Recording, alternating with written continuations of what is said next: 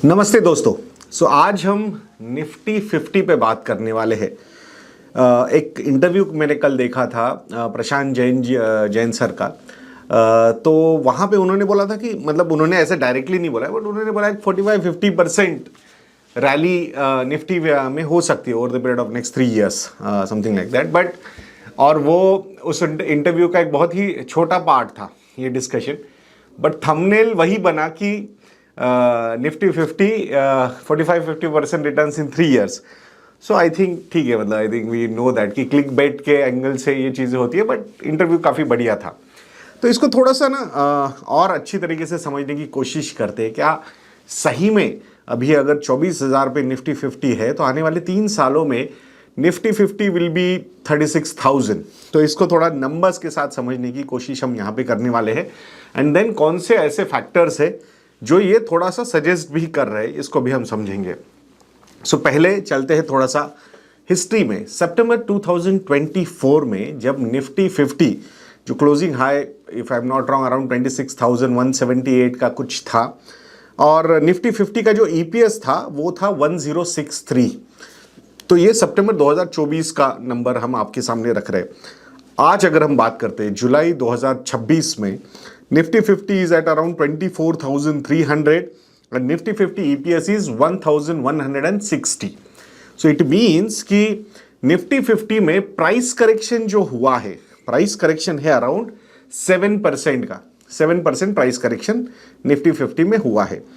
अगर हम time correction की बात करते हैं, यानी कि लास्ट 22 महीने हो गए अभी सितंबर 2024 से लेकर अभी तक, अगर निफ्टी ने कुछ पॉजिटिव रिटर्न्स ही नहीं दिए तो in a way this is a time correction. Consolidation जो हुआ है इसको हम टाइम करेक्शन का रूप देते हैं।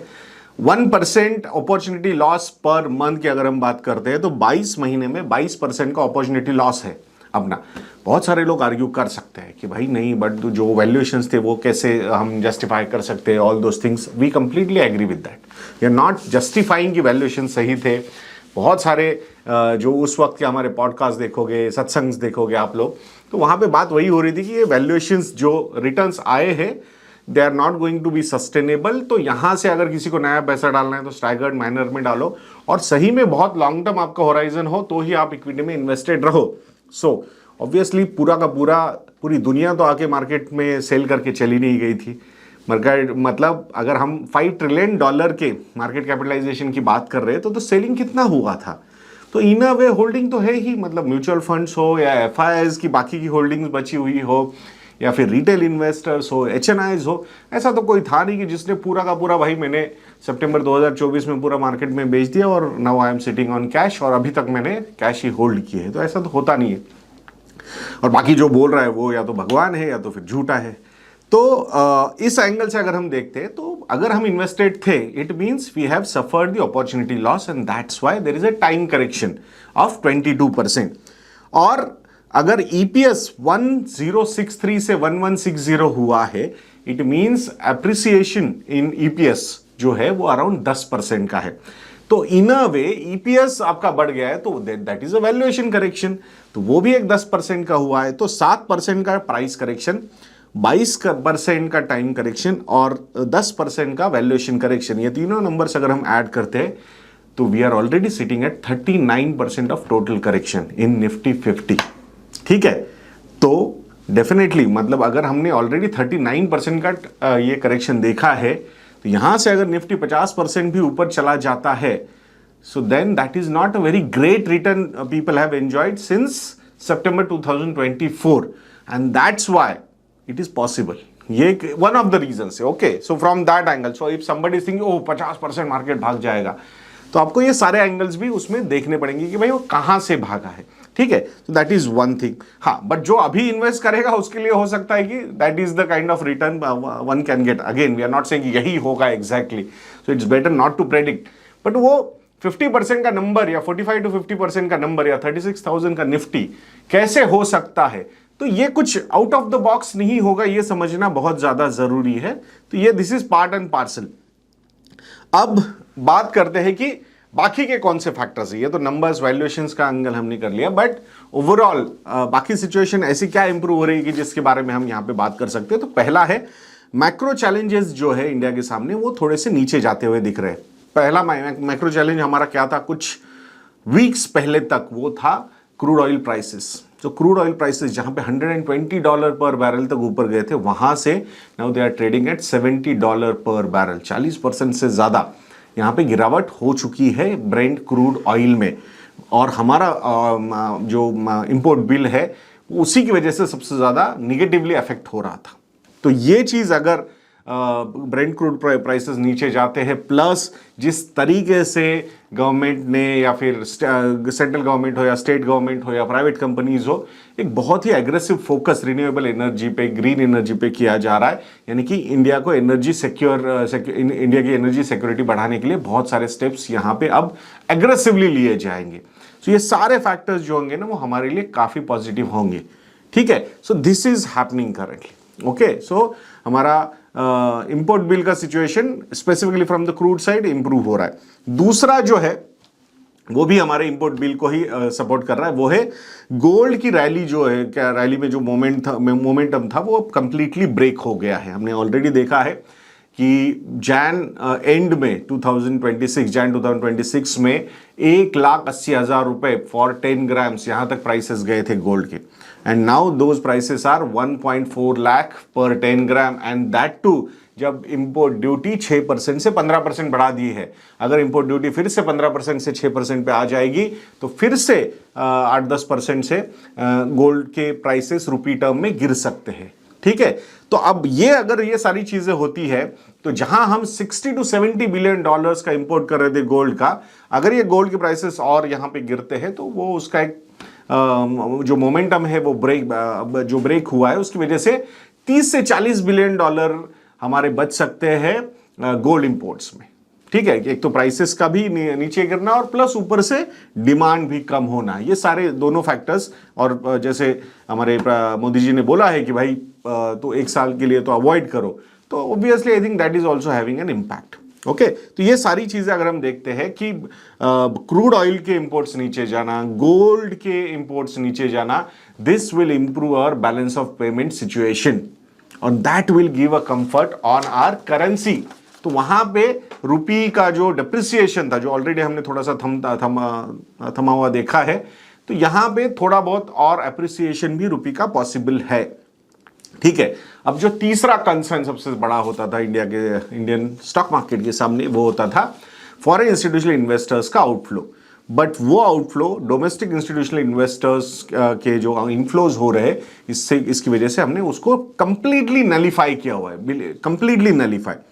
और यहां पे जो प्राइमरी मार्केट का एग्जिट प्रेशर जो आ रहा था, मतलब नए नए आईपीओज आ रहे थे और जो पैसा था वो उधर जा रहा था, कहीं ना कहीं इस रैशनलाइजेशन में जो कंसोलिडेशन मार्केट में हुआ है, वहां पे जो सप्लाई है प्राइमरी मार्केट में वो भी कहीं ना कहीं कम हुआ है। आई एम नॉट सेइंग कि ये बिल्कुल बंद हो जाएगा और नहीं आएगा, definitely they will come back, those are mushrooms. तो बारिश होती है तो मशरूम्स आएंगे, तो उस हिसाब से वो चीजें होंगी।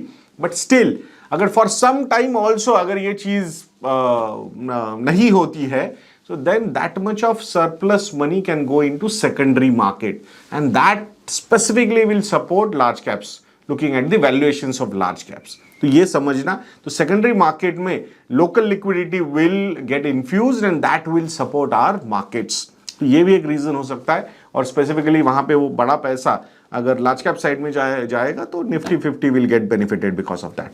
And plus the most important part कि earnings will also improve. Last 22 महीनों में ईपीएस, नेट ईपीएस सिर्फ अगर 10% से बढ़ा है तो डेफिनेटली एक अच्छा खासा कंसोलिडेशन वहां पे भी हुआ है। अब वहां जो सितंबर 2024 की अगर हम बात करते हैं तो उसके पहले क्या क्या हुआ था, तो आरबीआई ने लिक्विडिटी जिस तरीके से स्क्वीज की थी, जो स्पेंडिंग है गवर्नमेंट के साइड से बिकॉज ऑफ इलेक्शंस वो भी स्क्वीज हुई थी या कम हुई थी। तो ये सारे फैक्टर्स थे जिन्होंने कॉर्पोरेट अर्निंग्स को खराब किया था। और अब ये सारी सिचुएशन जहां पे हम देख रहे हैं कि आरबीआई ने जिस तरीके से लिक्विडिटी इन्फ्यूज की है, जो सपोर्ट दिया है इकोनॉमी को, and the most important part, अगर बैंक क्रेडिट ग्रोथ नंबर्स आप देखोगे तो those numbers are at 17% year on year growth है बैंक क्रेडिट में। सो ऑब्वियसली बैंक क्रेडिट अगर होता है मींस ओवरऑल इकोनॉमी में वो एक्टिविटी समझ में आ जाती है हमें। और लास्ट क्वार्टर का जो जीएसटी नंबर्स आया था, जब वो वीडियो भी हमने बनाया था कल, तो उसमें अगर आप देखोगे तो पूरे क्वार्टर का जीएसटी नंबर इतना इंप्रूव नहीं हुआ है domestically, but month on month improvement जो है, मंथ वाला जो ईयर ऑन ईयर ग्रोथ है, so that number is at around 6 to 7%. So it is improving now. तो ये सारे फैक्टर्स अगर हम देखेंगे तो डेफिनेटली अर्निंग्स भी इंप्रूव हो सकते हैं. There is a big risk of monsoon deficit या सुपर एल नीनो का जो इम्पैक्ट है, बट आई थिंक सडनली कुछ 2-3 दिनों से जो सिचुएशन चेंज हुई है ऑल ओवर इंडिया में, मॉनसून का जो प्रोग्रेस है वो काफी अच्छा नजर आ रहा है. सो आई थिंक अगर वहां पे जो प्रेडिक्शन है उससे अगर अच्छा नंबर आता है मॉनसून का, तो definitely I think that will also ease out a lot of pressure on rural economy. अगर वहां पे स्पेंडिंग फिर से वैसे ही कंटिन्यू रहता है तो then it will be really good for जो एफएमसीजी हो या ऑटोमोबाइल कंपनीज हो, फर्टिलाइजर कंपनीज हो, सो एनबीएफसी जो स्पेसिफिकली रूरल एरियाज में ज़्यादा फोकस कर रही है. तो ये सारे फैक्टर्स काफ़ी सही तरीके से अनफोल्ड हो सकते हैं. सो ये सारे फैक्टर्स अगर हम देखेंगे तो डेफिनेटली यहाँ पे एक अच्छी पॉसिबिलिटी है कि निफ्टी आने वाले 3-5 सालों में काफ़ी अच्छा परफॉर्म कर सकता है, या फिर ओवरऑल ब्रॉडर लेवल पे मार्केट अच्छा परफॉर्म कर सकता है. ओके, सो लास्ट 22 महीनों में रिटर्न ना आना एक बहुत बड़ा रीजन बनाता है इन्वेस्ट करने के लिए रादर देन इन्वेस्ट ना करने के लिए. ये समझना भी उतना ही इंपॉर्टेंट है बिकॉज हिस्ट्री सजेस्ट दैट. अब आते हैं थोड़ा सा एआई, नॉन एआई ट्रेड या एंटी एआई ट्रेड जो हुआ है इंडिया के अगेंस्ट, वो थोड़ा सा रिवर्स होता हुआ नजर आ रहा है. अगर लास्ट 1 महीने का नंबर हम देखते हैं, नास्डैक का नंबर निगेटिव है, कॉस्पी जो कोरियन मार्केट है वो तो 11% से डाउन है, और जो ताइवान मार्केट है that is up bye hardly 1.2%. तो अगर ये मार्केट्स का कंपैरिजन हम निफ्टी के साथ करते हैं तो निफ्टी इज अप बाय 3.3%.